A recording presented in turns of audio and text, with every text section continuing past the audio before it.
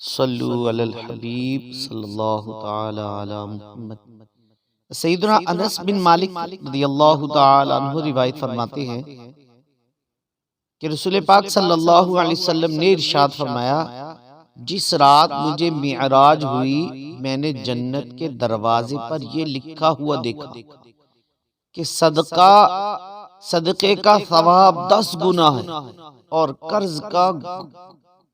18 گنا ثواب ہے۔ آپ فرماتے میں نے جبرائیل علیہ السلام سے دریافت کیا سبب ہے کہ قرض کا درجہ صدقے سے بڑھ گیا ہے؟ انہوں نے کہا کہ سائل کے پاس مال ہوتا ہے اور پھر بھی وہ سوال کرتا ہے، جبکہ قرض لینے والا حاجت کی بنا پر قرض لیتا ہے۔ اللہ اکبر۔ تو دین اسلام ہمیں مسلمانوں کی خیر خواہی کا درس دیتا ہے، ایک دوسرے سے ہمدردی کا پیغام دیتا ہے اور اس بات کی طرف ہماری رہنمائی کرتا ہے کہ اگر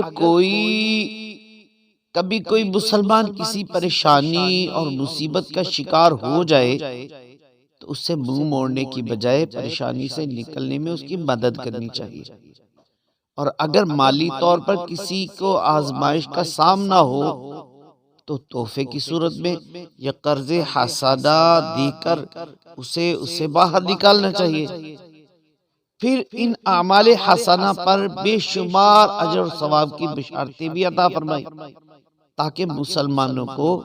ان میں خوب رغبت ہو اور ثواب آخرت کو پیش نظر رکھتے ہوئے ہر دکھ درد میں اپنے مسلمان بھائی کا ساتھ دے۔ لیکن فی زمانہ مسلمانوں میں ایک دوسرے کی خیر خواہی کی سوچ بالکل ختم ہوتی جا رہی ہے۔ مال و دولت کا انہیں ایسا نشہ چڑھا ہے کہ ایک دوسرے سے تعاون کا جذبہ ہی دم توڑتا جا رہا ہے۔ اے کاش ہم حقیقی معنوں میں اسلام کی تعلیمات پر عمل پیرا ہو جائے اور ہر مسلمان بھائی کی پریشانی کو اپنی پریشانی سمجھ کر دور کرنے کی کوشش کرے کہ سیدنا ابو ہریرہ رضی اللہ تعالی عنہ سے روایت ہے کہ رسول پاک صلی اللہ علیہ وسلم نے ارشاد فرمایا، جو کسی مسلمان سے دنیا کی تکلیفوں میں سے ایک تکلیف دور کرے اللہ پاک اس کی قیامت کے دن کی تکلیفوں میں سے ایک تکلیف دور فرمائے گا، اور جو کسی تنگ دست پر دنیا میں آسانی کرے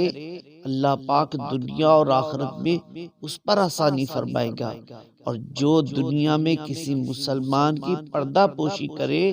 اللہ پاک اس کی دنیا اور آخرت میں پردہ پوشی فرمائے گا، اور اللہ عز و جل بندے کی مدد میں رہتا ہے جب تک بندہ اپنے بھائی کی مدد میں رہتا ہے۔ اللہ اکبر،